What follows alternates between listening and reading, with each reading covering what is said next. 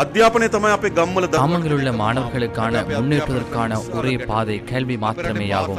இந்த கல்வி முறையில் பாரிய குறைபாடுகள் காணப்படுகின்றன. எமது நாட்டில் 18 விதமான பாடசாலைகளில் 50க்கும் அதிகமான மாணவர்கள் இருக்கின்றார்கள். 50க்கும் குறைவான மாணவர்களுக்கும் ஒரு பாடசாலை எவ்வாறு பாடசாலையாக இருக்க முடியும்? பாடசாலைகளில் ஒரு விளையாட்டு போட்டி நடத்த முடியுமா? கலாசார நிகழ்வு நடத்த முடியுமா? சிறந்த பாடசாலைகளுக்கு மாணவர்கள் செல்ல வேண்டும். எனவே நாம் பாடசாலைகளை மீண்டும் மறுசீரமைக்கின்றோம். சிறந்த பாடசாலைகளுக்கு மாணவர்கள் செல்ல வேண்டும். இன்று பிள்ளைகள் படிப்பதாக இருந்தால் அது பெற்றோர்களுக்கு சுமையாக இருக்கின்றது. கிராமங்களில் அந்த கதை நாங்கள் அடிக்கடி கேட்கின்றோம். பாடசாலைகளுக்கு மாணவர்கள் செல்வது பெற்றோர்களுக்கு சுமையாக இருக்கக்கூடாது. அதே போன்று கல்வியும் மாணவர்களுக்கு ஒரு சுமையாக இருக்கின்றது. எனவே இந்த கல்வி முறைமை சிறந்ததா? இல்லை, இந்த கல்வி முறைமை தவறானது.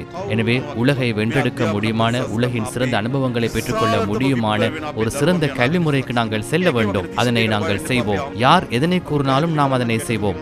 ஒவ்வொருவோர் வெவ்வேறான கதைகளை கூறுகின்றார்கள். நாம் நல்ல நோக்கத்தோடு இதனை செய்கின்றோம். எனவே சிறந்த மாணவர்களை உருவாக்குவதற்காக ஒரு சிறந்த கல்வி திட்டம் நமக்கு தேவை. யார் எதனை கூறினாலும் இந்த கல்வி மறுசீரமைப்பை நாம் மேற்கொள்வோம். இதன் மூலம் மாணவர்களின் கல்வியில் ஒரு பாரிய புரட்சியை நாம் ஏற்படுத்துவோம்.